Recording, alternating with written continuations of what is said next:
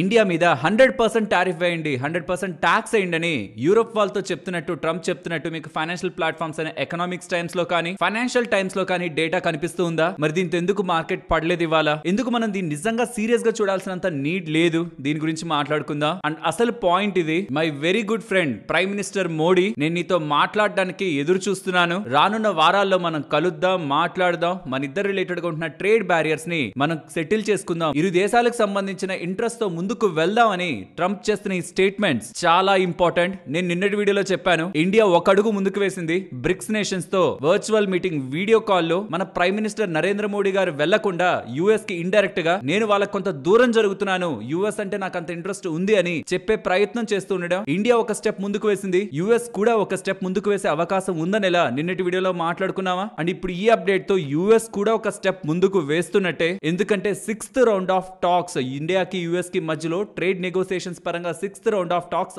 August లో జరుగుండాల్సింది, August middle ఆ point లో. బట్ అవి క్యాన్సిల్ అయ్యాయి. నెక్స్ట్ ఎప్పుడు జరుగుతాయనే టైం లైన్ కూడా లేదు. అదే మార్కెట్ కు ఒక బిగ్ షాక్. బట్ ఇప్పుడు క్లియర్ గా మనం డిస్కషన్స్ చేద్దామని చెప్తూ ట్రంప్ మాట్లాడుతూ ఉండడం, మార్కెట్స్ లో ఉంటున్న స్పెక్యులేషన్ ప్రకారం ఈ నెలలోనే 6th round of trade talks ఇండియాకి యుఎస్ కి మధ్యలో జరుగుతాయని ఎలా డేటా కనిపిస్తుంది. ఎందుకంటే అప్కమింగ్ వీక్స్ అన్నారు కదా, నెక్స్ట్ కమింగ్ వీక్స్ ప్రాబబుల్లీ ఈ మంత్ అయ్యే అవకాశం ఉంటుంది. అండ్ ఈవెన్ దీనికి నరేంద్ర మోడీ గారు కూడా ఆబ్వియస్లీ రెస్పాండ్ అవుతారు కదా, ఇండియా యుఎస్ మంచి ఫ్రెండ్స్ అని. కమింగ్ టైమ్స్ లో మన ఇద్దరు రిలేటెడ్ గా ఉంటున్న ఇష్యూస్ ని సార్ట్ అవుట్ చేసుకొని ఇండియా యుఎస్ స్ట్రాంగ్ గా ముందుకు వెళ్తుందని, ట్రేడ్ నెగోసియేషన్స్ సరిగా జరుగుతాయని ఒక ఆశాభావంతో ఉన్నారనేలా నరేంద్ర మోడీ గారు చేస్తున్న ఈ స్టేట్మెంట్స్ తో మార్కెట్స్ యాక్చువల్లీ స్ట్రాంగ్ గా పెరుగుండాలి. బట్ ఎందుకు అలా జరగలేదనేది కూడా ఇవాళ మార్కెట్ అనాలిసిస్ లో మాట్లాడుకుంటూ ఉంటున్న ఇతర data points like Nirmala Sitharaman గారి దగ్గర నుంచి కొన్ని కామెంట్స్ వస్తున్నాయి. గోల్డ్ అండ్ సిల్వర్ ఫర్దర్ గా మనకు అప్ సైడ్ మూవ్ అవుతుంది. అండ్ చూస్తే నిన్న ఇవాళ రెండిట్లోనూ మీకు బాగా పెరిగింది ఏదైనా ఇండెక్స్ ఉందా అంటే అది ఐటీ ఇండెక్స్. దాని రిలేటెడ్ గా రేపు ఇంపార్టెంట్ ఈవెంట్ ఒకటి ఉంది, అది కూడా మీతో మెన్షన్ చేయాలి. ఎందుకంటే దాని కారణంగానే నిన్న ఇవాళ నిఫ్టీ గ్రీన్ లో ఉంది. సో ఆ డేటా పాయింట్స్ ని మార్కెట్ రిలేటెడ్ ఉన్న అదర్ మార్కెట్ డేటా పాయింట్స్ ని మాట్లాడుకుంటూ మన అనాలిసిస్ ని ఎండ్ చేద్దాం. Hello friends, welcome to day trader Telugu.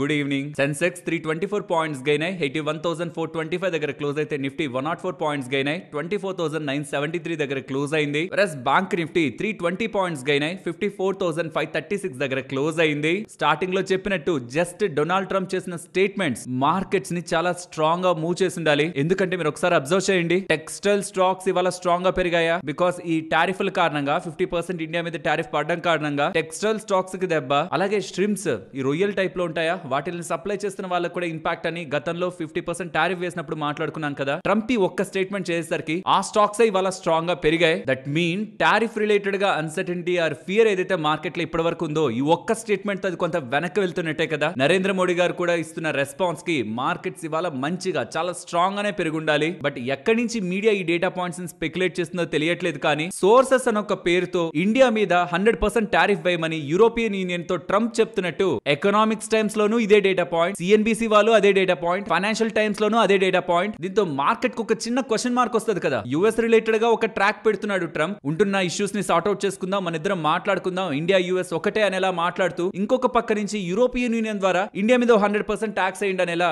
Double game ఆడుతున్న ట్రంప్ అనేలా మార్కెట్ కి అభిప్రాయం ఉంటూ ఉండడం, మార్కెట్ రిలేటెడ్ ఏదైతే మంచి బిగ్ పాజిటివ్ ఉందో దాన్ని కంప్లీట్ గా డైల్యూట్ చేసే పని అయితే ఇవాళ జరిగింది. బట్ నా పర్సనల్ ఒపీనియన్, రీసెంట్ టైమ్స్ లో కూడా చెప్తూ వస్తున్నాను కదా, ఈవెన్ నిన్న బ్రిక్స్ రిలేటెడ్ గా మీటింగ్ కి నరేంద్ర మోడీ గారు అటెండ్ అవ్వకపోవడం, యుఎస్ నుంచి ఒక పాజిటివ్ అప్డేట్ వచ్చే అవకాశం ఉందని ఎలా చెప్పాను. ఇప్పుడు నాకుంటున్న సేమ్ సినారియో అలానే ప్రెసెంట్ ఉంటున్న ఎన్విరాన్మెంట్ లో యూరోపియన్ యూనియన్ కి చెప్పి మరి యుఎస్ వాళ్ళు ఇండియా మీద ట్యాక్స్ వేయించాలని ప్రయత్నిస్తున్నారంటే కూడా ట్రంప్ ఇండియా రిలేటెడ్ గా డైరెక్ట్ గా నెగటివిటీని ఫేస్ చేయడానికి రెడీగా లేరు. నేనేం చేయాలి అది చేశాను, చేసింది కూడా మీ యుక్రెయిన్ కోసమే, మీ దగ్గర ఉంటున్న కంట్రీ కోసమే. మీరు మాత్రం ఏం చేయరా, నేనే ఇండియాకి నెగిటివ్ అయిపోవాలా 50% ట్యాక్స్ వేసి, కాబట్టి మీరు కూడా ఒక 100% ట్యాక్స్ అయ్యండి అనేలా యూరోపియన్ యూనియన్ తో చెప్తున్నారు. వాళ్ళకి బ్రెయిన్ ఉంటే ఆ పని చేయరు షూర్ గా. ట్రంప్ లాగా అందరూ ఉండరు కదా. లేదు, ట్రంప్ మరీ ప్రెషర్ పెట్టి యూరోపియన్ యూనియన్ దగ్గర నుంచి వేయించినా అది ఎక్కువ కాలం సస్టైన్ అయ్యే థింగ్ కాదు, మార్కెట్ రిలేటెడ్ గా టెంపరరీ థింగ్. ఇన్ఫాక్ట్ మనం యూరోపియన్ యూనియన్ రిలేటెడ్ గా ట్రేడ్ డీలే కుదుర్చుకోవడానికి ప్రయత్నిస్తున్నాం. అలాంటి కంట్రీ రిలేటెడ్ గా ట్యాక్స్ వేస్తారా 100%? యూరోపియన్ కమిషన్ నుంచి నెగోషియేటర్స్ ఈ వీక్ వస్తున్నారు ఇండియాకి ఫెయిర్ ట్రేడ్ అగ్రిమెంట్ రిలేటెడ్ గా డీల్ కుదుర్చుకోవడానికి. లాస్ట్ 5 months లో 10 మీటింగ్స్ దగ్గరగా జరిగాయి ఇండియాకి యూరోపియన్ యూనియన్ కి. మరి అలాంటి సందర్భంలో అంత డిస్కషన్స్ చేస్తూ ఇద్దరు కలిసి గ్రో అవ్వాలని ప్రయత్నిస్తున్నప్పుడు, European Union and India grow అవ్వాలనుకున్నప్పుడు 100% ట్యాక్స్ ఇండియా మీద వేస్తారా? దట్టు ట్రంప్ చెప్తున్నాడని, సొంత అజెండా లేకుండా. చాలా చాలా నారో స్కోప్ ఉంది దానికి. ఇఫ్ ఇన్ కేస్ అలా జరిగినా ఈ రష్యా యుక్రెయిన్ రిలేటెడ్ గా క్రైసిస్ ఒక పాయింట్ లో ఎండ్ అయినప్పుడు ఖచ్చితంగా వేస్తున్న టారిఫ్లు కూడా వెనక్కి రావాల్సిందే. అండ్ ఇక్కడ ఇండైరెక్ట్ గా ట్రంప్ ట్రంప్ ఇండియాని డైరెక్ట్ గా ఫేస్ చేయడం ఇష్టం లేక ఏదైతే ఇష్యూ ఉందో దాన్ని సార్ట్ అవుట్ చేసుకోవాలనే ప్రయత్నంలోనే ఇండియా యుఎస్ రిలేటెడ్ గా రిలేషన్స్ దెబ్బతినింది చాలు, ఏదైనా చేయాలనుకుంటే మీ కంట్రీ కోసం మీరు చేసుకోండి అని యూరోపియన్ యూనియన్ కి చెప్తున్నట్లు కూడా ఉంది. కాబట్టి ఇది ఒక స్టెప్ వెనక్కి వెళ్తున్నట్లే నేనైతే చూస్తున్నాను. మార్కెట్స్ మేబీ 100% టారిఫ్ అన్న దానికి ఎక్కువ ఇంపార్టెన్స్ ఇచ్చి ప్రాబబుల్లీ వాళ్ళు ఇలా రియాక్ట్ అవ్వకపోయిండొచ్చు స్ట్రాంగ్ గా. బట్ స్లో అండ్ స్టడీగా చూస్తూ వద్దాం. ఫర్దర్ గా ఇక్కడ నుంచి ట్రంప్ నెగటివ్ స్టేట్మెంట్స్ చేయడు అని అనుకుంటే మాత్రం దెన్ మార్కెట్స్ రిలేటెడ్ గా ఒక స్టెబిలైజింగ్ ఎన్విరాన్మెంట్ ని మనం ఎక్స్పెక్ట్ చేయొచ్చు. ఫ్రెండ్స్, ఇవన్నీ కూడా ఒక థీమ్ ఆఫ్ అజంప్షన్స్ లో నుంచే వెళ్తాయి. అంటే ఏది కూడా ఎగ్జాక్ట్ గా ఇలా జరుగుతుందనేది ఏది ఉండదు. బ్రిక్స్ నేషన్ తో ఉన్న సమ్మిట్ కి జైశంకర్ గారు మాత్రమే అటెండ్ అయ్యారు, మోడీ గారు అటెండ్ అవ్వలేదన్న దాని రిలేటెడ్ గా ఒక స్టెప్ ఇండియా వేస్తుంది, యుఎస్ కూడా ఇంకొక స్టెప్ వేసే అవకాశం ఉంది. ఇలా ఫర్దర్ గా ముందుకు వెళ్తుంటే ఇష్యూ ఒక పాయింట్ కి సార్ట్ అవుట్ అవుతుందని మార్కెట్ కి ఒక క్లారిటీ వస్తుంది. బట్ ఈ లోపు 100% టారిఫ్స్ కొంత మార్కెట్ ని కన్ఫ్యూజ్ చేస్తుండొచ్చేమో. ఇక్కడ రెండు ప్రాబబిలిటీస్ ఉంటాయి. నిజంగానే యూరోపియన్ యూనియన్ వాళ్ళు ఇండియా మీద ఏదో ఒక టారిఫ్ వేస్తున్నారని ఇలా మాట్లాడడం డెఫినెట్లీ మార్కెట్ డిస్టర్బ్ అవుతుంది.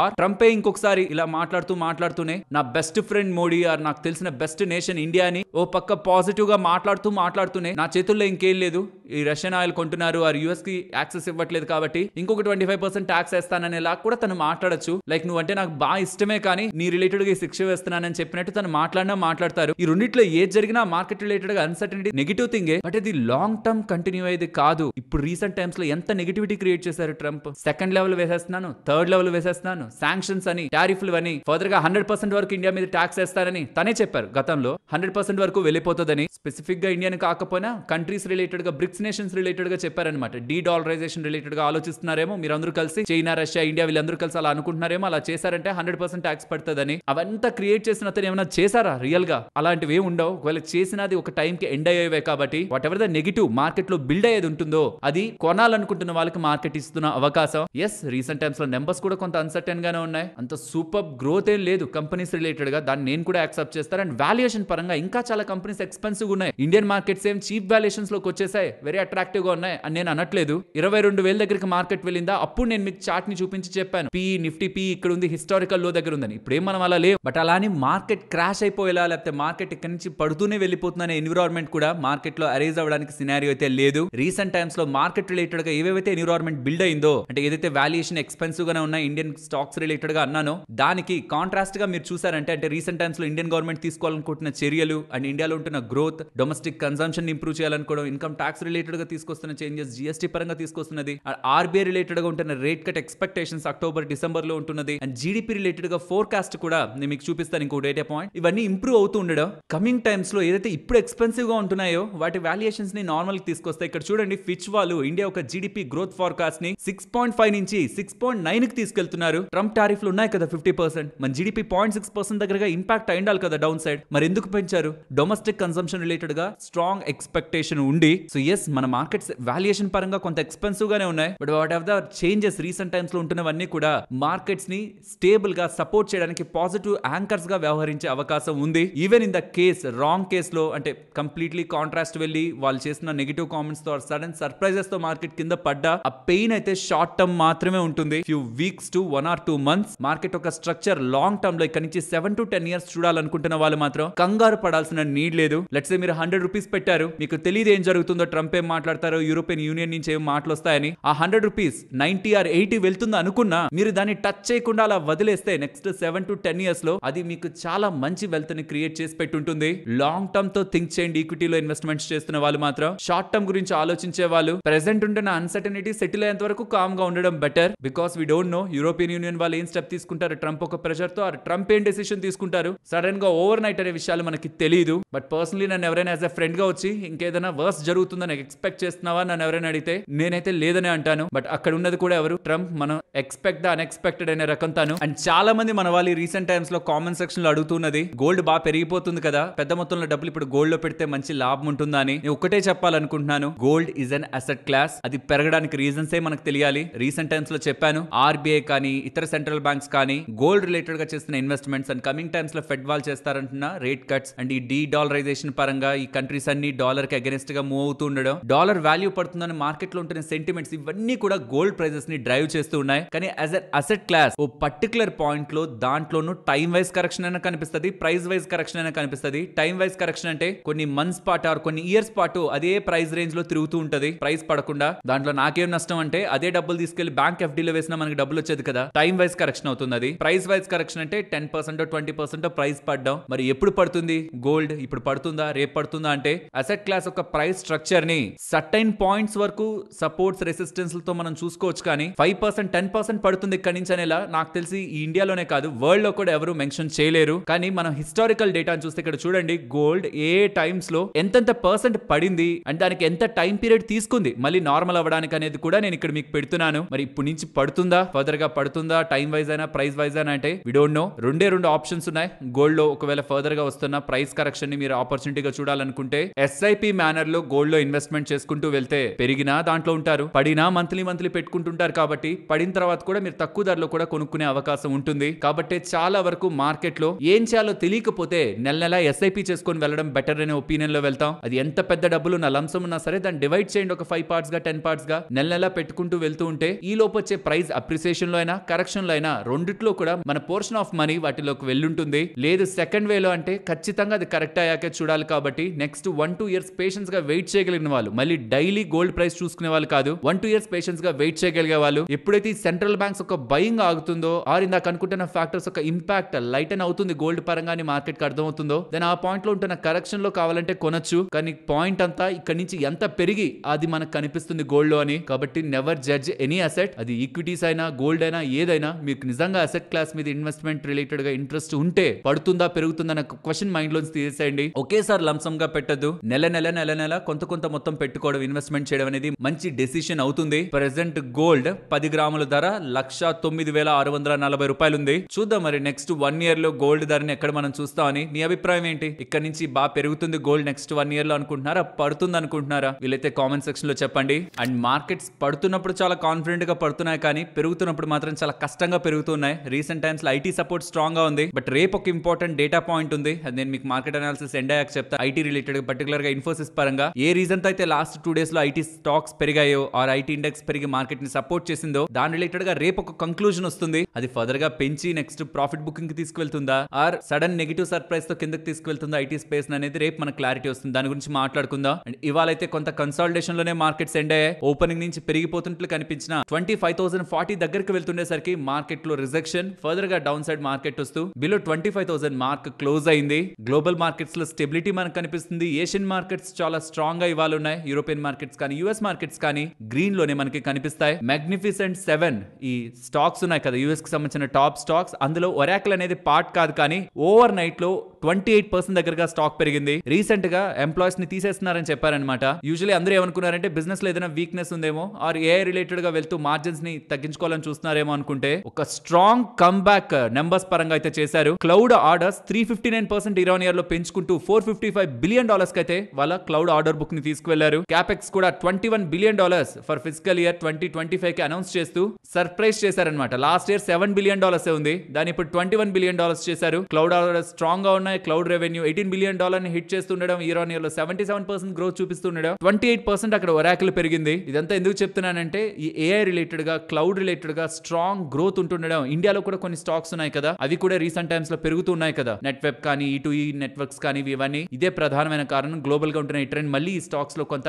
ఫ్యూలింగ్ అయితే చేస్తూ ఉంది. అండ్ FIS ఒక సెల్లింగ్ నిన్న ఎండ్ అవుతున్నట్లయితే కనిపిస్తుంది. 2,000 crore దగ్గరగా పాజిటివ్ సైడ్ అయితే వచ్చారు, కానీ షార్ట్స్ ఏం పెద్దగా కవర్ అవ్వలేదు. 91% షార్ట్స్ అలానే ఉన్నాయి. రీసెంట్ టైమ్స్ లో 92.4% కూడా వెళ్ళాయి. బట్ ఇప్పుడు 91% దగ్గరగా నెట్ షార్ట్స్ అలానే ఉన్నాయి. చూద్దాం ట్రేడ్ డిస్కషన్స్ కమింగ్ టైమ్స్ లో అవుతాయి, కమింగ్ వీక్స్ లో అవుతాయని ట్రంప్ అంటున్నారా? నిర్మలా సీతారామన్ గారేమో ఆల్రెడీ ఎంగేజ్ చేస్తుంది మన డిప్లొమాటిక్ టీమ్, యుఎస్ తో ట్రేడ్ నెగోసియేషన్స్ చేస్తుందని ఇలా స్టేట్మెంట్స్ చేశారు. అలాగే జిఎస్టీ రిఫార్మ్స్ ఏదైతే ఇండియన్ గవర్నమెంట్ తీసుకొచ్చారో అది యుఎస్ వాళ్ళు ఇస్తున్న 50% టాక్స్ కి భయపడి కాదు మనం చేస్తున్నది, మన సొంత లాభం కోసం చేసుకుంటున్నాం అనేలా కూడా నిర్మలా సీతారామన్ గారు చెప్పారు. అండ్ మోడీ గారు ఈ రీసెంట్ టైమ్స్ లో ఆర్సనల్ ఆఫ్ రిఫార్మ్స్ అనేలా వర్డ్ వాడారు అక్రాస్ చాలా ఫ్రంట్స్ నుంచి. యాక్చువల్లీ అలాంటి అప్డేట్స్ ఏదైనా స్ట్రాంగ్ అప్డేట్స్ ఉంటాయని గవర్నమెంట్ దగ్గర నుంచి ఉంటాయని వెయిట్ చేస్తున్నాను. యాజ్ ఆఫ్ నో అలాంటి అప్డేట్స్ ఏం లేవు. ప్రాబబుల్ అలాంటిది ఏదైనా సర్ప్రైజ్ థింగ్స్ మార్కెట్ లోకి అరైజ్ అయితే బాగుంటుంది. ఇవాళ 3 PM కి యాక్చువల్లీ మీటింగ్ ఉందన్నారనమాట, క్యాబినెట్ మీటింగ్ ఉందని. ఆల్మోస్ట్ ఇష్యూస్ అన్ని ఒక కొలిక్కి వస్తున్నట్టే కనిపిస్తున్నాయి. అన్లెస్ ఏదైనా మరి సడన్ సర్ప్రైజ్ ఉంటే తప్పించి ఇష్యూస్ అన్ని స్లోగా step by step sort out అవ్వాలని ఎక్స్పెక్ట్ చేద్దాం. బికాస్ ఇన్వెస్టర్స్ చాలా టైం పీరియడ్ నుంచి వెయిట్ చేస్తున్నారు. కొంత మంచి గెయిన్స్ చూడాలి వాళ్ళ పోర్ట్ఫోలియో లెవెల్లో అని. హోప్ అది కమింగ్ డేస్ లో జరగాలని. ఫ్రెండ్స్, ఇలా మార్కెట్ రిలేటెడ్ గా ఉంటున్న ఎంటైర్ డేటాని కనెక్ట్ చేస్తూ కంటెంట్ మీ ముందుకు తీసుకురావడానికి మేము పెట్టిన ఎఫర్ట్స్ మీకు వాల్యుబుల్ గా అనిపించుంటే ఒక లైక్ చేస్తూ పెడుతున్న ఎఫర్ట్స్ ని ఎంకరేజ్ చేయండి. ఫ్రెండ్స్, ఫస్ట్ రేపు ఉంటున్న ఇంపార్టెంట్ ఈవెంట్ గురించి మాట్లాడుకోవాలి. సెప్టెంబర్ 11th షేర్స్ రిలేటెడ్ గా బైబ్యాక్ చేయబోతున్నామని ఇన్ఫోసిస్ వాళ్ళు చెప్పగానే నాట్ ఓన్లీ జస్ట్ ఇన్ఫోసిస్, మొత్తం ఐటీ స్పేస్ లోనే మంచి బజ్ అయితే కనిపించింది కదా. ఆ మాట దగ్గర నుంచి ఇన్ఫోసిస్ 7% దగ్గరగా పెరిగింది. కానీ ఇక్కడ వచ్చే క్వశ్చన్ ఏంటో తెలుసా? బైబ్యాక్ అనేది స్టాక్ స్ప్లిట్ ఆర్ బోనస్ లాంటిది కాదు. అంటే ఒక సింపుల్ కార్పొరేట్ యాక్షన్ కాదు, దాంట్లో డీటెయిలింగ్ చాలా ఉంటుంది. పర్టికులర్ గా కొత్త వాళ్ళు అర్థం చేసుకోవాల్సింది ఎంత సైజ్ బైబ్యాక్ సైజ్ ఉంటుందని, అలాగే ఏ ధరకి బైబ్యాక్ చేస్తున్నారని, ఎన్ని కోట్లు పెట్టి బైబ్యాక్ చేస్తున్నారు అండ్ ఏ ధరకి బైబ్యాక్ చేస్తున్నారు. ఈ రెండు చాలా ఇంపార్టెంట్. గతంలో మార్కెట్ రిలేటెడ్ గా వాళ్ళు ఎంతంత సైజ్ కి బైబ్యాక్ చేశారనేది ఇక్కడ మీకు స్క్రీన్ మీద ఉంటుంది. ఏ ధరకి బైబ్యాక్ చేశారనేది మీకు స్క్రీన్ మీద ఉంటుంది. వాళ్ళ క్యాష్ ఎంత ఉందనే దాన్ని బట్టి వాళ్ళు బైబ్యాక్ ని చేస్తూ ఉంటారు. కాబట్టి ప్రెసెంట్ వాళ్ళ దగ్గర ఉంటున్న క్యాష్ అండ్ క్యాష్ ఈక్వివలెంట్స్ 45,200 crores దగ్గరగా ఉన్నాయి. అందులో 30% దగ్గరగా వాళ్ళు స్పెండ్ చేసిన సుమారుగా 13,000 కోట్ల నుంచి 15,000 కోట్లకి మధ్యలో వాళ్ళు బైబ్యాక్ చేసే అవకాశం ఉందని మార్కెట్ అనుకుంటుంది. 13,000 crore కి తక్కువగా ఒకవేళ బైబ్యాక్ ని వాళ్ళు అనౌన్స్ చేస్తే అది మార్కెట్ రిలేటెడ్ గా స్పెషల్ ఇన్ఫోసిస్ పరంగా పాజిటివ్ ఫ్యాక్టర్ అయితే కాదు. అలా కాకుండా 15,000 crores 20,000 crore కి బైబ్యాక్ ని అనౌన్స్ చేస్తే అది ట్రిగ్గర్ అవుతుంది పాజిటివ్ గా. సో ఏదనేది మనకి రేపు అప్డేట్ అవుతుంది. ఎంత సైజ్ బైబ్యాక్ అది మాట్లాడుకున్నాం. ఏ ప్రైస్ లో బైబ్యాక్ మినిమం 25% అయినా ప్రెసెంట్ ఉన్న ప్రైస్ నుంచి హైయర్ ప్రైస్ పెట్టాలి. మినిమం అది 30-40 అలా వెళ్తుంది అనుకోండి, అది కంప్లీట్లీ సర్ప్రైజ్ పాజిటివ్. సో ఈ రెండు ఫ్యాక్టర్స్ మీద రేపు స్టాక్ ప్రైస్ ఒక మూవ్ అనేది ఆధారపడి ఉంటుంది. అది ఇన్ఫోసిస్ వాళ్ళు అప్డేట్ చేస్తేనే తెలుస్తుంది. ఒకవేళ అది పాజిటివ్ గా ఉంటే మంచిదే, అలా కాదనుకోండి. రీసెంట్ గా IT space as an index లెవెల్లోనే 5-6% పెరిగింది. స్టాక్ 7% దగ్గరగా పెరిగింది. సర్ప్రైజ్ వచ్చినప్పుడు స్టాక్ ఒక రియాక్షన్ కూడా అలానే ఉంటుందన్న విషయాన్ని ఇన్వెస్టర్స్ ఇంట్రాడే చేద్దాం అనుకున్న వాళ్ళు, ఏదైనా యాక్టివిటీ చేస్తున్న వాళ్ళు మైండ్ లో పెట్టుకోవాలి. నెక్స్ట్ ఇక్కడ మీరు గమనిస్తే DGTR వాళ్ళు, directorate general of trade remedies వాళ్ళు 2-ethyl hexanol ఇంపోర్ట్స్ రిలేటెడ్ గా యాంటీ డంపింగ్ డ్యూటీని విధించారు. దీని కారణంగా ఆంధ్ర పెట్రోకెమికల్స్ అనే కంపెనీకి లాభం ఉంటుందని. బికాస్ ఈ 2-ethyl hexanol రిలేటెడ్ గా వాళ్ళు one of the key supplier. And ఇప్పటి వరకు ఈ 6 కంట్రీస్ నుంచి European Union, United States, Korea, Taiwan, Malaysia, Indonesia నుంచి వస్తున్న ఈ 2-ethyl hexanol ఇంపోర్ట్స్ పై అడిషనల్ గా ట్యాక్స్ ని వేస్తూ ఉండడం ఇండియాలో ఉంటున్న ప్లేయర్ అయిన ఆంధ్ర పెట్రోకెమికల్స్ కి లాభం ఉంటుందనేలా డేటా కనిపిస్తూ ఉండడం. ఇవాళ ఇది చాలా చిన్న స్టాక్, 50 రూపీస్ దగ్గరగా స్టాక్ ప్రైస్ చిన్నదని కాదు చెప్తున్నాను. మార్కెట్ క్యాపిటల్ కూడా 425 crore ఉంటుంది. అది వాళ్ళకు కొంత పెరగడానికి కారణం అయితే ఈ అప్డేటే. కానీ ఇది గతంలో చాలా వోలటైల్ గా మూవ్ అయిన స్టాక్. 17 రూపీస్ నుంచి 170కి వెళ్ళడం, మళ్ళీ షార్ప్ గా పడ్డం, మళ్ళీ పెరగడం, మళ్ళీ పడ్డం. ఇది కూడా ఇన్వెస్టర్స్ గమనించాలి. ఫ్రెండ్స్, ఒక ఇంపార్టెంట్ డేటా మాట్లాడాలి. మాట్లాడే ముందు మీకు కొంత డేటాని షేర్ చేస్తాను. టోటల్ ఇండియా చేసే ష్రింప్ ఒక ఎక్స్పోర్ట్స్, లైక్ రొయ్యలు అనుకోండి, ఎక్స్పోర్ట్స్ ఆల్మోస్ట్ $5 billion దగ్గరగా ఉంటాయి. అందులో 40% మనం పంపించేది యుఎస్ కి అండ్ యూరోపియన్ యూనియన్ కి ఆల్మోస్ట్ ఒక $1 billion దగ్గరగా పంపిస్తూ ఉంటాం. అలాంటిది యూరోపియన్ యూనియన్ వాళ్ళు ఒక పాజిటివ్ అప్డేట్ చేస్తుండడం, 20% దగ్గరగా అక్కడ మనకి గ్రోత్ ఉంటుందని మార్కెట్ ఎక్స్పెక్ట్ చేస్తూ ఇవాళ స్టాక్స్ లైక్ అవంతి ఫీడ్స్ కానీ, ఎపెక్స్ ఫ్రోజన్ కానీ, కోస్టల్ కార్పొరేషన్ కానీ, ష్రిమ్స్ అండ్ వాటి రిలేటెడ్ గా ఫీడ్ అండ్ వాటిని ప్రాసెస్ చేస్తున్న కంపెనీస్ రిలేటెడ్ గా ఇవాళ స్ట్రాంగ్ మూవ్ అయితే కనిపించింది. అండ్ యూరోపియన్ యూనియన్ రిలేటెడ్ గా ఆక్వా పరంగా, పర్టికులర్ గా ష్రిమ్స్ పరంగా చాలా ఇంట్రెస్టింగ్ అప్డేట్ అయితే కనిపిస్తుంది. Almost 1 or 2 Indian marine units ని యూరోపియన్ యూనియన్ వాళ్ళు ఇంపోర్ట్ చేసుకోవడానికి, ఇక్కడ ఇండియా నుంచి ఎక్స్పోర్ట్ చేయడానికి అలో చేస్తున్నట్లు అప్డేట్స్ వస్తూ ఉండడం. ఆల్మోస్ట్ 20% దగ్గరగా మన సీ ఫుడ్ ఎక్స్పోర్ట్స్ పెరుగుతాయని. ఆల్రెడీ ఇది $1.1 billion దగ్గరగా ఉంది 23-24 ఆ పాయింట్ కి. యుఎస్ వాళ్ళు వేసిన టారిఫ్ కారణంగా చాలా హార్డ్ గా ఈ sea imports, shrimp exports particular గా ఇంపాక్ట్ అయ్యాయని. ఇప్పుడు యూరోపియన్ యూనియన్ వాళ్ళు ముందుకు వచ్చి వాళ్ళ రిలేటెడ్ గా ఎక్స్పోర్ట్స్ కి చాలా వాటిని ఇండియా నుంచి అనుమతి చేస్తూ ఉండడం, ఇది ఇంకా ఈ సెగ్మెంట్ ని బూస్ట్ చేస్తుందని. మనం US, European union, China, Japan, Vietnam, Thailand కి ఎక్కువగా ఎక్స్పోర్ట్స్ చేస్తూ ఉంటామని. ఇది ఒక మంచి డెవలప్మెంట్ అనేలా డేటా అయితే కనిపిస్తుంది. దీని కారణంగానే వాళ్ళ ష్రింప్ స్టాక్స్ లో చాలా వాటిల్లో, అంటే డైరెక్ట్ వాటికనే కాదు, వాటికి ఫుడ్ ని సప్లై చేస్తున్న వాటికి కూడా స్ట్రాంగ్ గా ప్రైస్ అయితే పెరిగింది. సో ఇక్కడ 2 యాంగిల్స్ ఉన్నాయి. యుఎస్ వాళ్ళు వెనక్కి తగ్గుతున్నారు అనేది ఒకటి, యూరోపియన్ యూనియన్ వాళ్ళు రిలేటెడ్ గా ఉన్నాయి అనదర్ యాంగిల్ కూడా. ఈ స్టాక్స్ పెరగడం బ్యాక్ ఉంటున్న ఇంపార్టెంట్ రీజన్. ఫ్రెండ్స్, ఇప్పుడు డిస్కస్ చేసిన డేటా మీకు ఇంట్రెస్టింగ్ అనిపించిందా? అనిపిస్తే మన వీడియోని తప్పకుండా లైక్ చేయండి. నెక్స్ట్ టాటా పవర్ వాళ్ళు, అలాగే టాటా ప్యాసింజర్ ఎలక్ట్రిక్ మొబిలిటీ వాళ్ళు, వీళ్ళిద్దరూ కలిసి ముంబైలో largest mega charger EV hub నైతే స్టార్ట్ చేశారు. ఫాస్ట్ ఛార్జింగ్ హబ్ ద లీలా దగ్గర స్టార్ట్ చేశారు near Mumbai airport. 16 EV vehicles దగ్గరగా ఒకేసారి చార్జ్ చేసుకోవచ్చని, 8 ఫాస్ట్ ఛార్జింగ్ డీసీ చార్జెస్ ఉంటాయని, అప్ టు 1200 kW, 24/7 ఓపెన్ లో ఉంటుందని, 100% గ్రీన్ ఎనర్జీతో రన్ అవుతుందని, టాటా ఈవీ ఓనర్స్ కి ఎక్స్క్లూజివ్ డిస్కౌంట్స్ అండ్ ప్రియారిటీ ఉంటుందని. ఇలా టాటా పవర్ వాళ్ళకి 5,500+ దగ్గరగా public and captive charging points ఉన్నాయని, 1.4 lakh దగ్గరగా హోమ్ చార్జెస్ వాళ్ళు ఎస్టాబ్లిష్ చేశారు అక్రాస్ 630 సిటీస్ అనేలా చెప్తున్నారు. దీని కమింగ్ టైమ్స్ లో ఇప్పుడు 5,500 దగ్గరగా ఉన్నాయన్న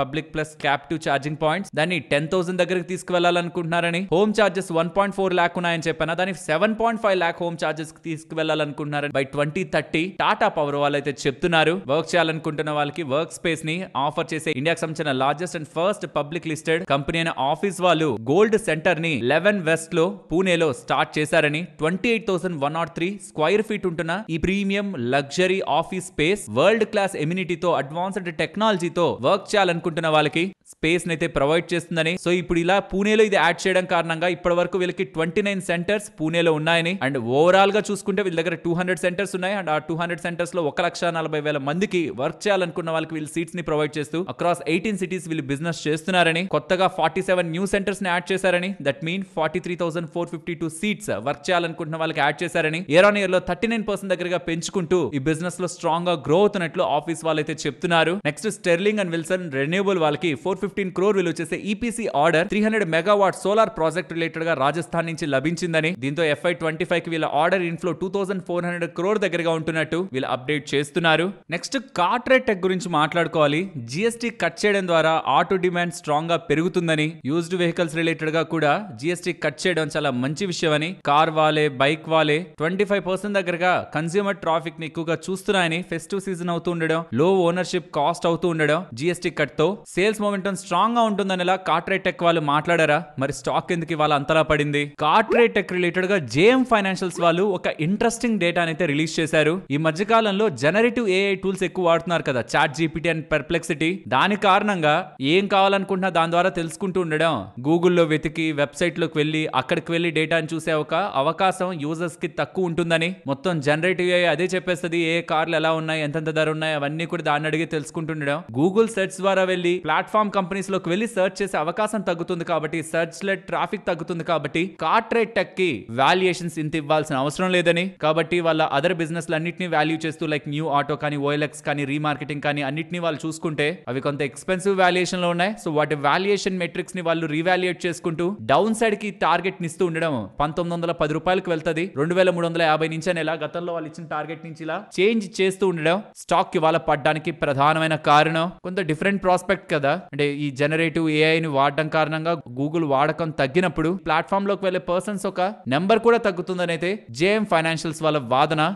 కార్పొరేట్ టెక్ వాళ్ళు మాత్రం 25% జంప్ కనిపించింది కన్స్యూమర్ ట్రాఫిక్ లో అని చెప్తున్నారు. చూద్దాం మరి నెంబర్స్ ఎలా సస్టైన్ అవుతాయి, వాల్యుయేషన్స్ ఎలా సస్టైన్ అవుతాయి కమింగ్ డేస్ లో అని ఇవాళ పడింది అయితే జేఎం ఫైనాన్షియల్స్ వాళ్ళు చేస్తున్న కామెంట్స్ కి. నెక్స్ట్ ఎంఐసి ఎలక్ట్రానిక్స్ గురించి మాట్లాడుకోవాలి. వీళ్ళు ఒక ఎంఓఈ ని కుదుర్చుకున్నారు సింగపూర్ కి సంబంధించిన కంపెనీతో సెమీ కండక్టర్ బిజినెస్ చేయడానికి. Government semi conductor business related గా స్ట్రాంగ్ పుష్ చేస్తుంది కాబట్టి వీళ్ళు సింగపూర్ బేస్డ్ కంపెనీతో టైప్ అయి సెమీ కండక్టర్ బిజినెస్ రిలేటెడ్ గా ఆపర్చునిటీస్ ని ఫైండ్ అవుట్ చేస్తున్నారని చెప్తుండడం. స్టాక్ కి వాళ్ళ ఒక పాయింట్ లో బానే పెరిగింది, but end of the day కి వచ్చేసరికి మాత్రం ఫాల్ అయి 72 దగ్గరగా క్లోజ్ అయింది. నెక్స్ట్ ఎంటార్ టెక్నాలజీస్ గురించి మాట్లాడుకోవాలి. వీళ్ళకి 386 crores విలువ చేసే ఆర్డర్ బ్లూమ్ ఎనర్జీ వాళ్ళ దగ్గర నుంచి ఫ్యూయల్ సెల్స్ రిలేటెడ్ గా లభించిందని. బై జూన్ 2026 నాటికి దీన్ని వీళ్ళు డెలివర్ చేస్తారని అప్డేట్స్ చేస్తూ ఉండడం స్టాక్ కి వాళ్ళ పెరగడానికి ప్రధానమైన కారణం. నెక్స్ట్ ప్రీమియర్ ఎక్స్ప్లోజివ్ వాళ్ళకి 7,83 lakhs విలువ చేసే order, explosive order ministry of defence దగ్గర నుంచి లభించిందని అప్డేట్స్ అయితే చేస్తున్నారు. అలాగే గోల్డియం ఇంటర్నేషనల్ వాళ్ళకి 100 crores విలువ చేసే US order, export order lab grown diamonds related గా లభించిందని. ఇది 31st డిసెంబర్ లోపు సప్లై చేస్తారని అప్డేట్ చేశారు.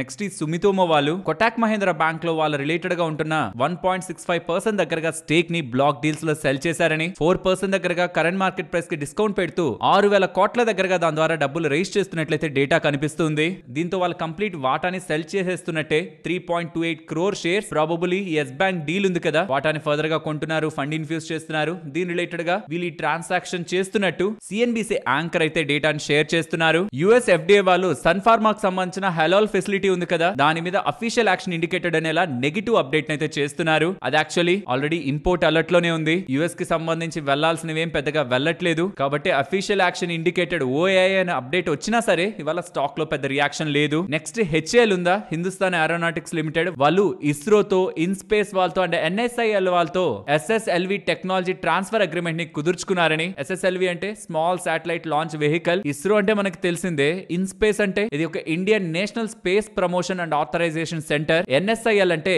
New Space India Limited. వీళ్ళతో టైఅప్ అయి ఎస్ఎస్ఎల్వి టెక్నాలజీ ట్రాన్స్ఫర్ అగ్రిమెంట్ ని కుదుర్చుకున్నారు కాబట్టి కమింగ్ టైమ్స్ లో ఈ స్పేస్ లో వాళ్ళకి బిజినెస్ పెరుగుతుందని మార్కెట్ ఎక్స్పెక్ట్ చేస్తూ స్టాక్ ఇవాళ పెరిగింది. అండ్ విక్రమ్ సోలార్ వాళ్ళ నెంబర్స్ ని చూడండి. రెవెన్యూ 80% పెరిగింది, మార్జిన్స్ ఎక్స్పాండ్ అవుతున్నాయి 17.7 నుంచి 21.4 కి. దీంతో ప్రాఫిటబిలిటీ రెవెన్యూ అంతా 80% కదా పెరిగింది, మార్జిన్స్ ఎక్స్పాండ్ అవడం వల్ల ప్రాఫిట్స్ 484% దగ్గరగా పెరిగాయి. ఆర్డర్ బుక్ 10.96 గిగావాట్ దగ్గరగా ప్రెసెంట్ వీళ్ళకు ఉందని, కెపాసిటీ యూటిలైజేషన్ 89.2 గా మెన్షన్ చేస్తూ ఎల్ఎన్టీ, జిఐపిసిఎల్ అండ్ బోండాడా గ్రూప్ నుంచి ఆర్డర్స్ ని వీళ్ళు గెలుచుకున్నారనేలా స్ట్రాంగ్ అప్డేట్ అయితే వీళ్ళు చేశారు. మరి స్టాక్ ఎందుకు పడింది, వాళ్ళ పెరిగినట్టు పెరిగి ఎందుకు పడిందంటే వాళ్ళ వాళ్ళ కాన్ఫరెన్స్ కాల్ లో 5 గిగావాట్ ఫెసిలిటీ ఉంది కదా, దాని కమిషనింగ్ డిలే అయ్యే అవకాశం ఉందనేలా స్టేట్మెంట్స్ చేశారు. ప్రాబబ్లీ ఆ అప్డేట్ తో ఇవాళ బాగా పెరిగింది, కాస్త కొంత ప్రాఫిట్ బుకింగ్ లోకి అయితే వెళ్ళినట్లుంది. బట్ ఓవరాల్ డేటా స్ట్రాంగ్ గా ఉంది. ఇక్కడ పైన మీరు గమనించవచ్చు, delay in 5 gigawatt facility commissioning అని. ఇది మార్కెట్ కి ఓవరాల్ ఆ పాజిటివ్ లో నెగిటివ్ గా కనిపించింది. మరొక ఇంట్రెస్టింగ్ వీడియోతో